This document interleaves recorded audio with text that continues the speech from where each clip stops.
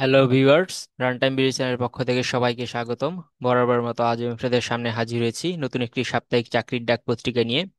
তো সাপ্তাহিক চাকরির ডাক পত্রিকাটি প্রকাশিত হয়েছে মূলত 5ই সেপ্টেম্বর 2025। তো চাকরির ডাক পত্রিকায় বিভিন্ন ধরনের বা বিভিন্ন প্রতিষ্ঠানে চাকরি রয়েছে।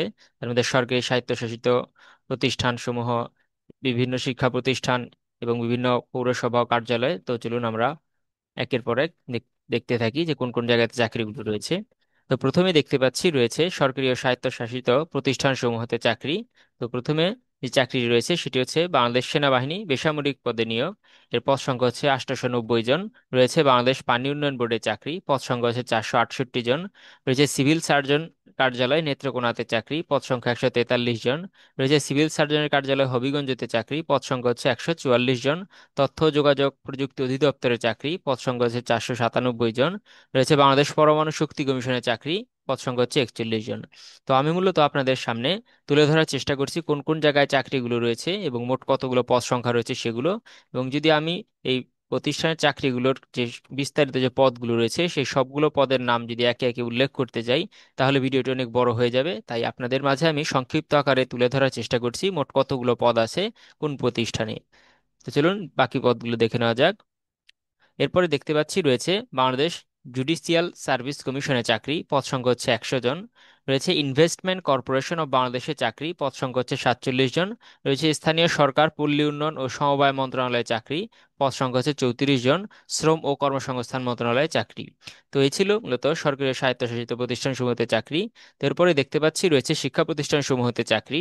তো শিক্ষা প্রতিষ্ঠানের প্রথমেই যে জায়গায় চাকরি রয়েছে সেটি হচ্ছে কালেক্টরেট স্কুল অ্যান্ড কলেজ ময়মনসিংহতে চাকরি, পদ সংখ্যা হচ্ছে 4 জন। রয়েছে Rajarbagh police line school and কলেজে চাকরি, পদ সংখ্যা হচ্ছে 4 জন।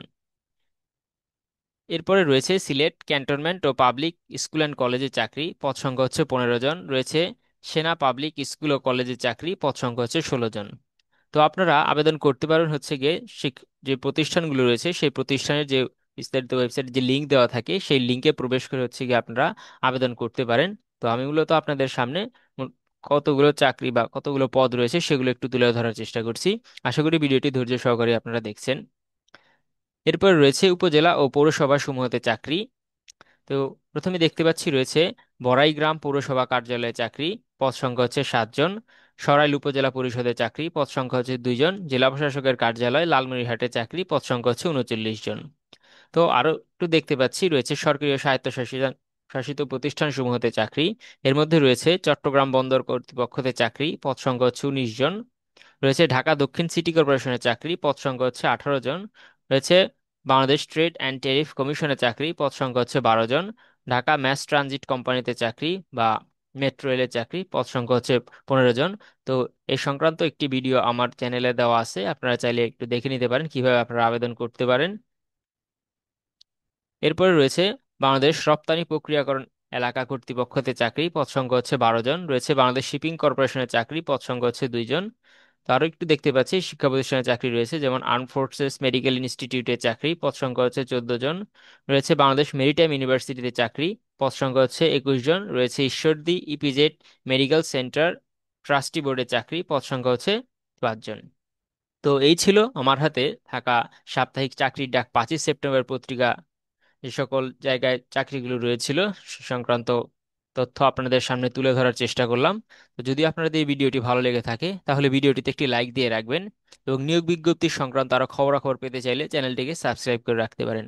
সবাইকে ধন্যবাদ জেনে আজকের মতো ভিডিও শেষ করতে চাই। সবাই ভালো থাকবেন, সুস্থ থাকবেন। ধন্যবাদ।